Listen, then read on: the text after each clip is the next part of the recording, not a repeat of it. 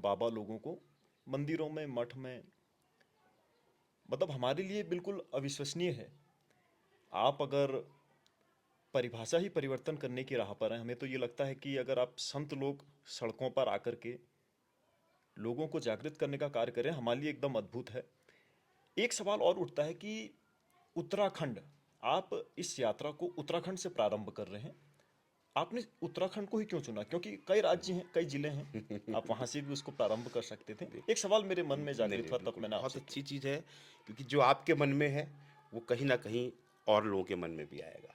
आपने अपने मन की बात नहीं करी है, आपने शायद आज पूरे उत्तराखंड वासियों के मन की बात पूछी होगी। क्योंकि हमारे लिए सौभाग्य का भी बात है, जी जी जी। इसलिए हम चाह रहे हैं कि आप बताएं कि उत्तराखंड को ही चुनने का क्या कारण है कि आप यहीं से इस परिवर्तन की इस राह पर, इस शुद्धिकरण की यात्रा को प्रारंभ कर रहे हैं। उत्तराखंड ये उत्तर भारत का एक अभिन्न अंग अंग है। बिल्कुल। उत्तर भारत आज से नहीं, ये पौराणिक जो हमारी धरोहर है, हमारे जो धर्म ग्रंथ हैं, आप किसी भी ग्रंथ को उठाकर देख लीजिए, आपको इस उत्तर भारत में देवभूमि दिखाई देगी। जितने भी देवों का स्थान है, या कभी भी किसी भी देव ने किसी भी रूप में, ये उत्तराखंड का ही एक हिस्सा, उत्तर प्रदेश का अयोध्या और ब्रज आता है, ये उत्तर भारत का हिस्सा है। बिल्कुल बिल्कुल। उत्तर भारत पूरा ये हिमालय का जो क्षेत्र है, ये हिम क्षेत्र में सभी जगह पर हमारे देव और देवियों का वास है।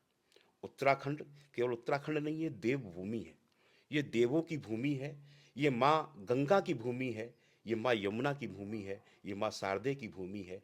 जितनी भी पवित्र नदियाँ हैं वो इसी क्षेत्र से जाते हुए हम माँ गंगा के रूप में पूज रहे हैं, माँ सरस्वती के रूप में पूज रहे हैं, माँ यमुना के रूप में पूज रहे हैं। ये सब कुछ कहाँ से हैं? ये सब इसी देवभूमि से हैं। प्रभु के जितने स्थान हैं, चाहे महादेव की बात करें, चाहे माँ शक्ति की बात करें, वो समस्त शक्तियाँ जो हमारी हैं वो सब इस देवभूमि पर हैं। और इस देवभूमि को जब अब देखते हैं, आज की देवभूमि की स्थिति क्या है। इस देवभूमि पर अधर्मी आकर गौ गौ का भक्षण कर रहे हैं।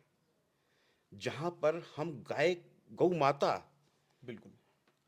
जो स्वयं एक देव स्वरूप है, एक देवी का स्वरूप है, जिसके अंदर हमारे समस्त देवी देवताओं का वास दिखाया गया है, आज इस देवभूमि पर उस गौ का भक्षण करने वाले लोग यहाँ पर आ गए। बिल्कुल, ये तो खैर विडंबना है ये हमारी कितने की। जी। दर्द का विषय है, दुख का विषय है, जब जी इस पर जी। चिंतन किया गया। वास्तव में हम भारत के किसी भी क्षेत्र से, आज पश्चिम बंगाल की स्थिति बहुत खराब है, हम वहाँ तक गए, हमने पहले मन बनाया कि इस अच्छा। यात्रा को वहाँ से प्रारंभ करें, हम्म। लेकिन नहीं है। तब तक इधर की समस्या आई कि जब जब उत्तराखंड में आने का अवसर मिला, जब जब इस देवभूमि पर आया, तब तब यहाँ की जब पीड़ा को देखा।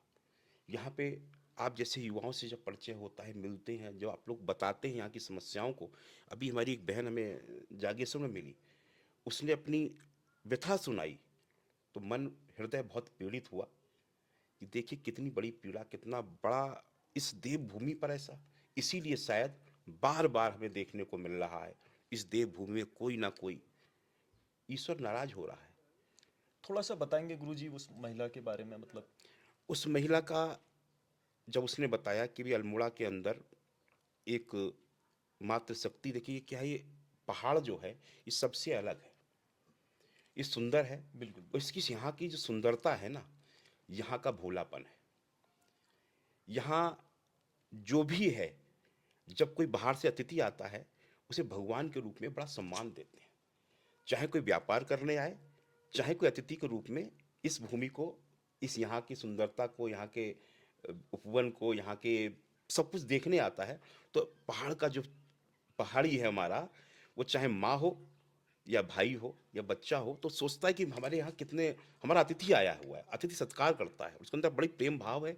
वो ईश्वर के रूप में सम्मान देना शुरू करता है, अपने घर में भोजन कराता है, जलपान कराता है, उसके मन में कोई भी छल कपट नहीं होता। लेकिन बिल्कुल। कपटी आए, छल से वो एक परिवार में घुसे, और फेरी का कार्य करने वाला आया एक व्यक्ति, जो आज जिहाद के नाम पे कार्य कर रहा है। अभी तक वो छोटी छोटी बहन बेटियों को टारगेट करते थे। एक बच्चियों की माँ, एक बच्ची अच्छा। उसकी 12th में, एक 10th में, और उस परिवार में उसकी एंट्री होती है।